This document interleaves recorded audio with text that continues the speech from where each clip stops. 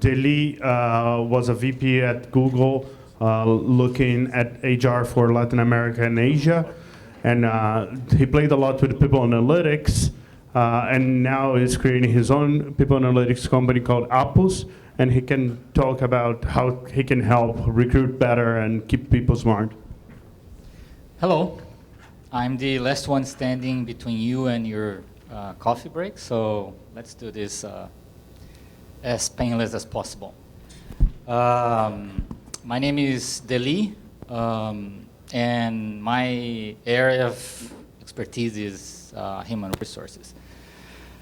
Anyway, the task today is to talk about A teams and how to build A teams and why we should do it.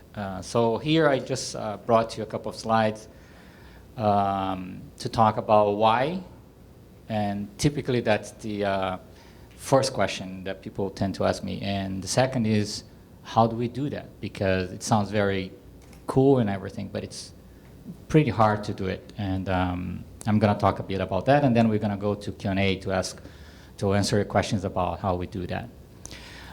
First is the why. The main reason is we did a lot of research on it back at Google, and it always comes down to your bias. And I'll bring you a couple of examples of why that happens.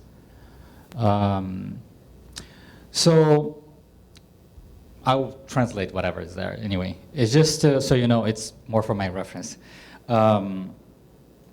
There is a limit to what you can handle and process in your brain effectively every day. There's a limited number of issues you can handle and manage properly every day. And the reason why you bring a team or a co-founder or C-level people on board is because although you're super smart, not necessarily you're going to make the right call every time.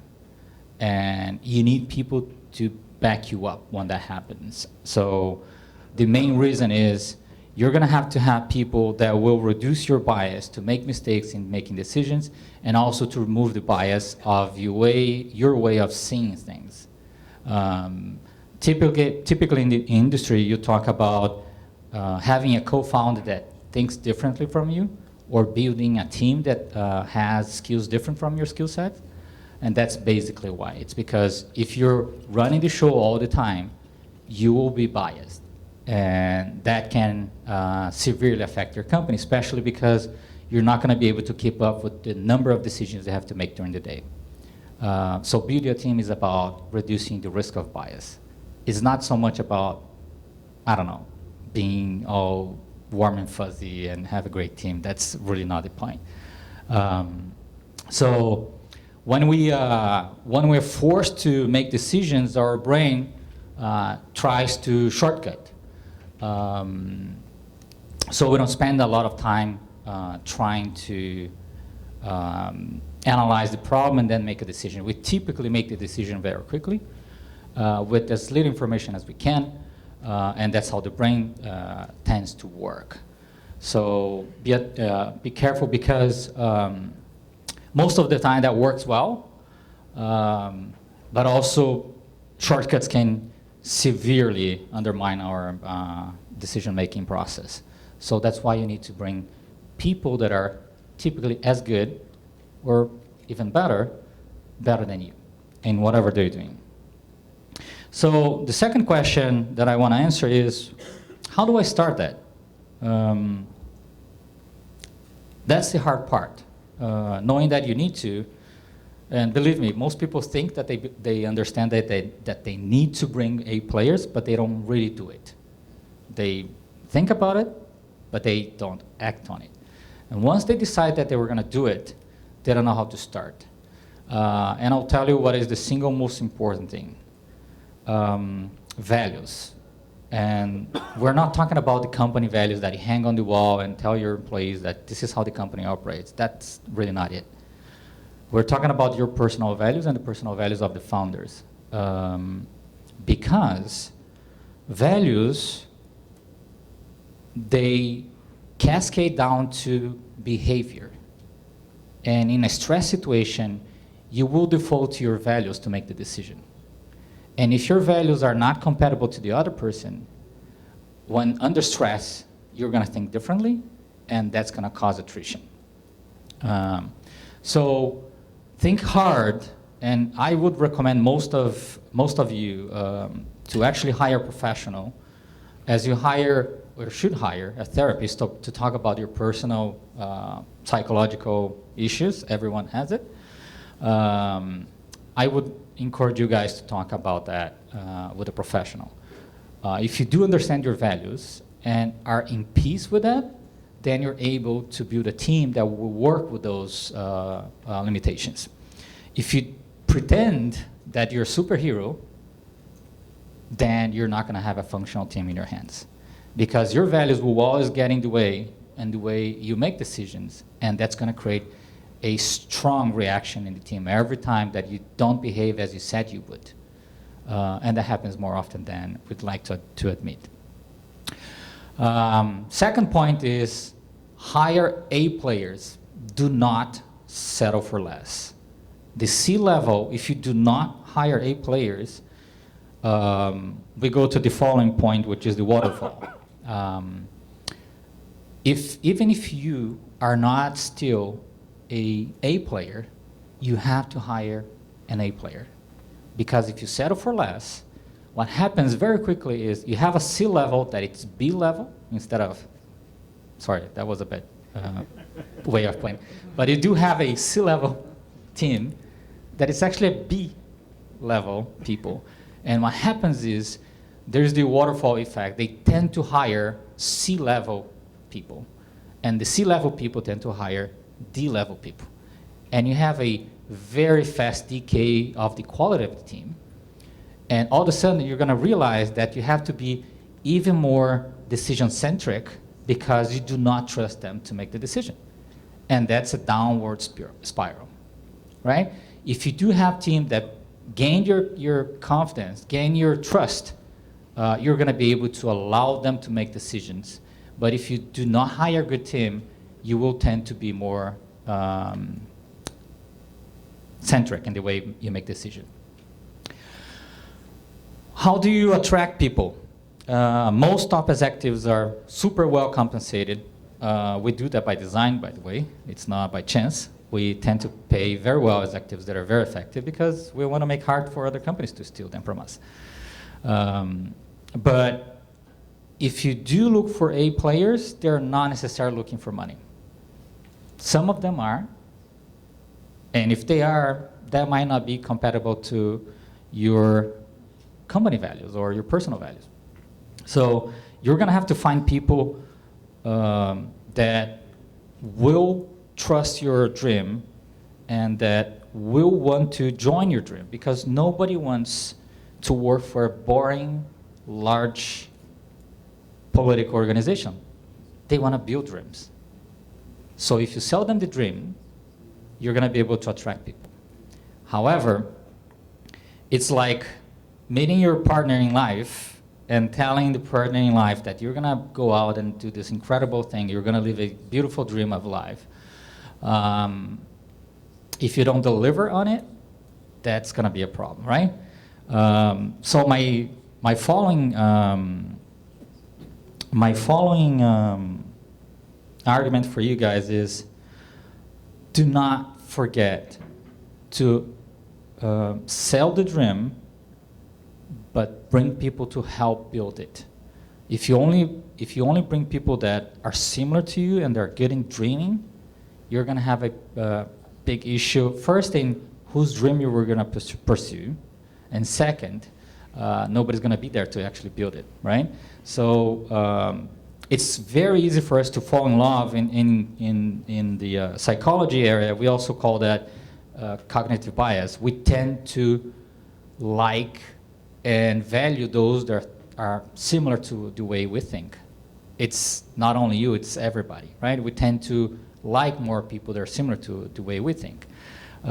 So if you're a big dreamer, you're probably going to find a C-level person that you want to bring in. It's also a dreamer. Be mindful of that before you make the decision to hire someone, and try to avoid that mistake. When you're talking about bringing a C-level person, be smart about compensation, because it's a marriage, but you're marrying someone who you didn't have the opportunity to sleep with, you didn't have the opportunity to work with and spend time with. So it's sort of a serious commitment. My recommendation to you guys is work in your prenup. When you're about to marry in many countries, it's fairly common to have a prenup deal.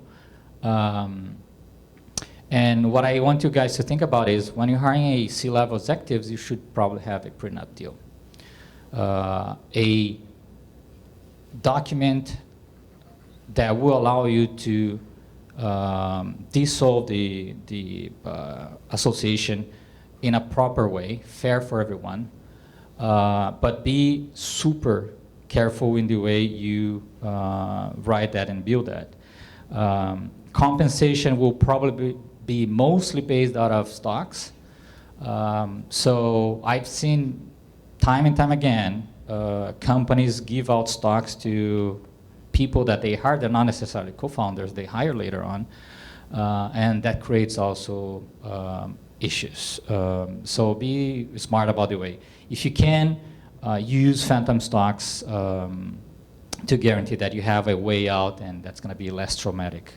Because in the end, a C-level is sometimes more interested in having an upside in compensation when the company does well, rather than actually having the ownership of the company. Different from a co-founder, of course. So try to keep that in mind, and if you can build something that it's a little more practical to handle that, I would strongly recommend. If you think of Google, for example, most of the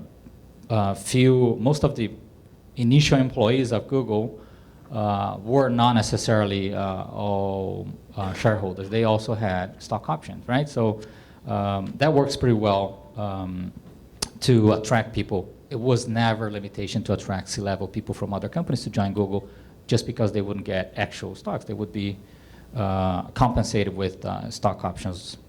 So don't be shy of that. But again, work on your prenup, because terminations will happen. Most of the time when you hire someone, then you have to terminate that person, is because you missed the first step, not because the person is stupid. The person does not get to a C-level position in another company without being smart, right?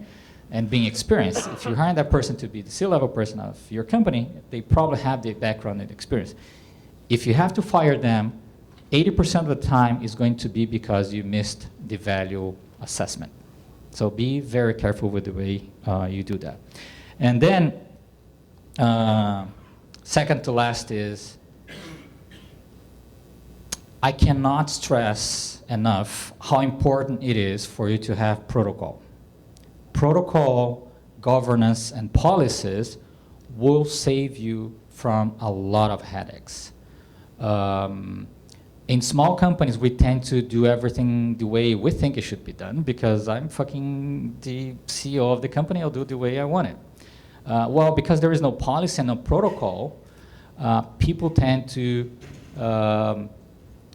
sort of bend the logic behind the way they do things. And that's a big issue for senior people that are used to having a lot of structure to make decisions and to run a company, or co-founders that you bring on, and they confuse their role as sometimes co-founders, investors, versus being someone who reports to the CEO. If that role gets confused, then a lot of issues will rise from that mistake. Governance is super important. I coach a lot of founders from the Endeavor network, and 9 out of 10, that's the root of the problem they have.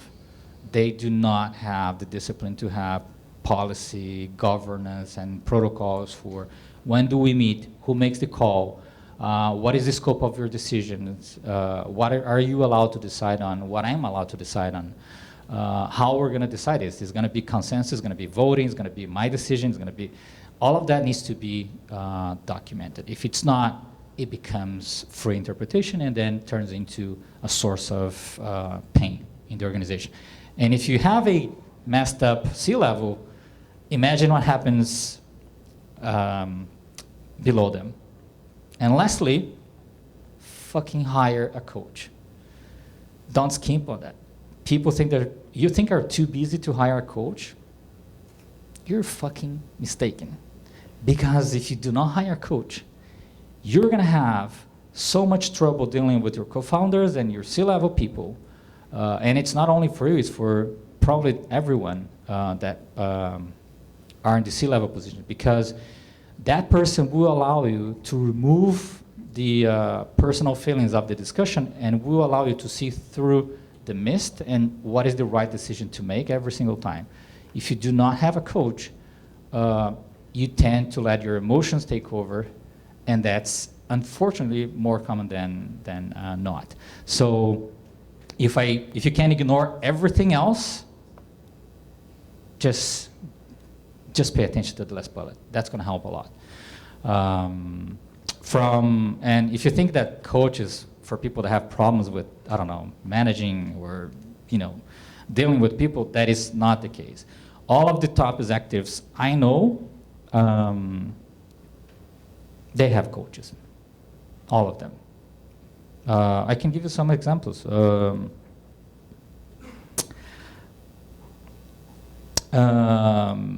CEO of GE, what is his name again?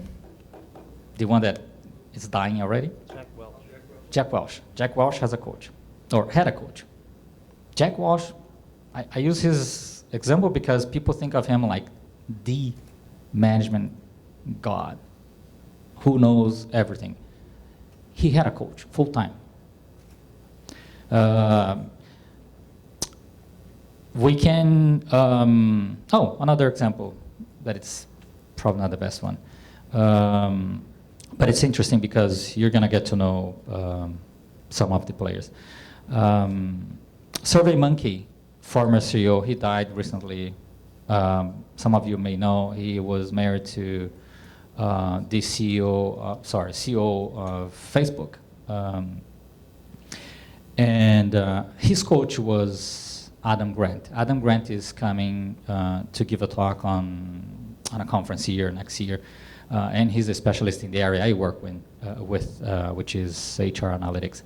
But he's also a coach. And if you look for all of the top executives that I know, they all had coaches in a certain point in time. And most of them have coaches full time. When I came to Brazil back in 2012 to work for Grupo RBS, and Eduardo is here also from RBS. Well, we both used to be. The CEO had a coach that coached the relationship between the CEO and the chairman of the company. It was, as we call it, the cotton between the crystals, right? It would be the person that would allow them to have a healthy relationship, even though they had different ways of seeing the world and different ways of trying to run the company. But if you do not have that person, then everything else becomes a challenge, and the company runs into a lot of distress. So anyway, those are my primary points for you. Of course, that's a long conversation. If you really want to talk about it, we can always talk. We're going to have time later on. If you have any questions, I'm happy to answer and take them now. That easy? Good.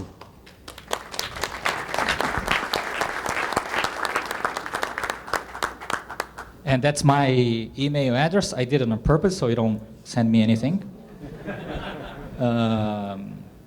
Anyway, questions? How do you identify the right people to bring to the team when you are on a startup, right? I can go out and poach other startups. I can go out and try to get somebody from the corporate world. How do I gauge the right 2 or 3 people to bring on my C-level? Well, the first thing you need to do is you need to identify what are the skills that are missing in your startup. And from that point, you can find out, you can identify if you need to bring someone who is actually working in a startup or someone who's coming from a corporate, bigger environment. But it all comes from what is your necessity in terms of leadership skills and vision and execution ability. But again, most of you hire people for two main reasons, right?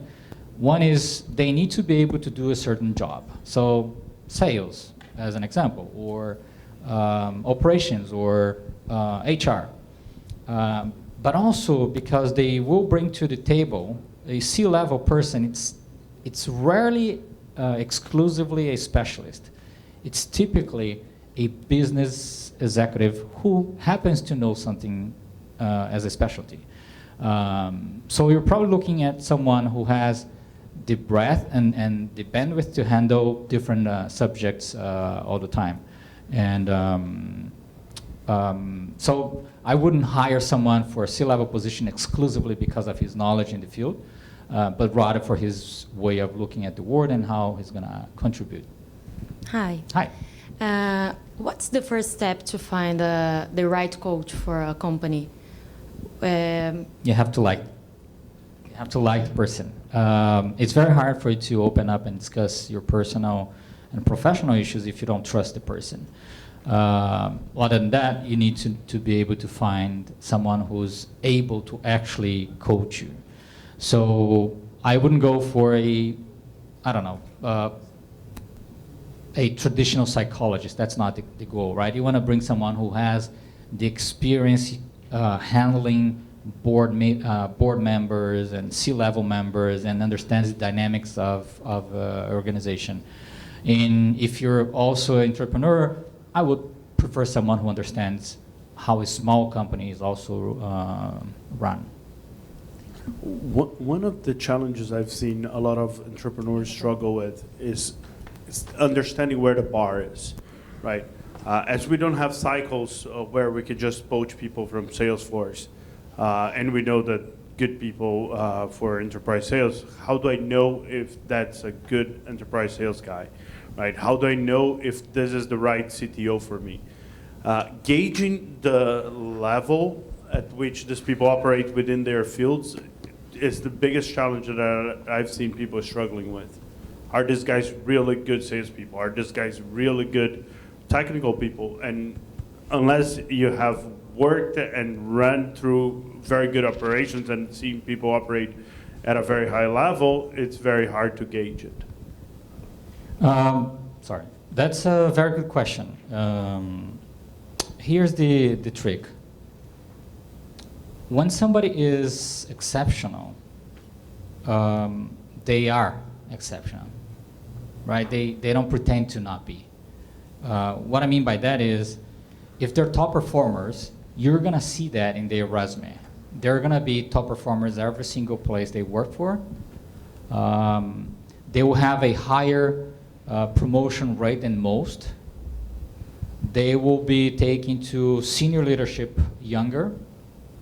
And they will be brilliant in the way they do things. So it's not by chance. And if you look into someone's profiles, when I try to find someone who's above average, what I look for is the indications in their history. I see, okay, let's talk about when you're super young. How did you overperform the rest? Were you the first in class for your college degree? Were you first in class for your university exams? Did you overperform your class? And then if you did, the next step is, okay, did you get into a good company? Because good students have the opportunity to actually choose where they're gonna work. So did they get a good company as the first company? If they did they perform above average? Because if you're being promoted every 5 years at IBM, sorry, you're not overperforming, right? So the rate of promotions, it's important. And then the scope of work and the way they change careers. They start in sales, they go to marketing, they go to sales finance, they go to other functions, and they keep getting promoted in different functions. Those are good indicators that you're talking about a true A player. Also, those individuals, they tend to be self-aware, so they don't look into their careers only and their lives only, but they try to cause a positive impact in the community where they work. So typically they engage in, NGOs. They engage in coaching other people. During university, they were private instructors for math or whatever. They really try to make a difference and try to reach out more than the core body of knowledge they have. Those are typically the people that we're looking for. One question here. I worked for several years at Microsoft, and I had like 50 engineers with me. And part of my performance was because I was surrounded by a lot of smart people. When you get somebody out of the corporate world, you bring to the startup, you have like 20 people, 10 people. How do you get this culture in? Because the person starts to be the reference, and he or she is not anymore part of this culture that he or he keeps growing and learning from everybody. So what do you say about culture in this rate of growth that the person, I believe it decreases the rate? How do you deal with that on a startup? That's a very good question. The answer is not good. If you look into Google's history, the two founders were very young when they started the company, right? What did the evil investment funds did? They hired a professional, a adult supervision, as they called it at the time, right? Because somebody needs to be the reference for the entire organization. If not, then it becomes an issue later on. If you don't have anyone who is going to broadcast what the culture of the organization should look like, that becomes an issue. So the person needs to be either super competent in the way they're able to run a company, and if the company scales too fast, they will stumble, they will struggle, and most of the time you hire an adult supervision. Facebook is the same, right? They also hired someone to take over as CEO. Snapchat is the same. So it's typically by bringing someone who's going to help build that stability and culture. With that said, you can build a strong culture with your original team, and even though they're still young and inexperienced, but what will happen is you're going to have a lot more little mistakes that they will make during the growth period, and just that's something you can handle if you're super on top of them. But if most of the CEOs are not. And that those little mistakes, if they keep happening on your middle management level, that destroys the relationship that the employees have with the company, because they don't see what you preach. They see what they receive from the middle managers or their peers, and subcultures start to create itself, and that also can destroy your company culture. So what you should do very often, if you look into any solid cultural solid startup, is they have a lot of routines, right? So they have the all hands, they have all of the little things that make sure that the founders have the opportunity to interact with employees all the time as you scale, because if you don't, the middle management will take over the culture of the company, and then it could very easily deviate to subcultures or a different culture we're looking for. And recently, during one of the events, Eduardo, who was my boss and also Eduardo's boss, Eduardo is here. Anyway, my former boss met with Larry in a meeting in the States, Larry from Google. And he said, tell me what really keeps you awake, because you pretty much have everything figured out. And he said, Google doesn't feel like it used to be. And that's fucking scary. Because he's unable to reach to everyone in the way it was before. And that's the middle management right there. They change the way the company feels very rapidly. So if you have still a small company and you trust them, make sure you keep them in check. Make sure you talk to employees all the time and keep that in check. Otherwise, you're going to lose control of the culture. And you will eventually, because, it's just the way it is. Have time for one last burning question? Just a quick question. How can you maximize the chances of a C-level employee coming in and working well in the culture of the startup? How can you do an onboarding for this press to be smooth and maximize the chance of working?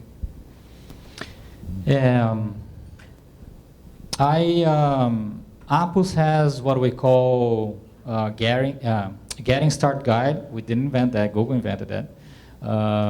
It wasn't a formal document at Google, it was a document that some departments used that will give people a full checklist and orientation about the culture and about how we decide things here and how we run this company, and what should you learn in initial 3 months, who you should meet with, something that the manager of the person would actually write. Use a template, but they will write the details of who they should meet with, when they should meet with, and that would allow the person to have a quick start in the company. But when you're bringing a C-level, someone who's going to run their own department in your company, the best advice I can give you is rule number 1 that I showed you: values. Because every single time that somebody needs to make a decision, a hard decision that it's in a gray area, they're going to default back to their values, and if you hire the person with wrong values, they will make the decision that goes against your view and your values, and that could be an issue.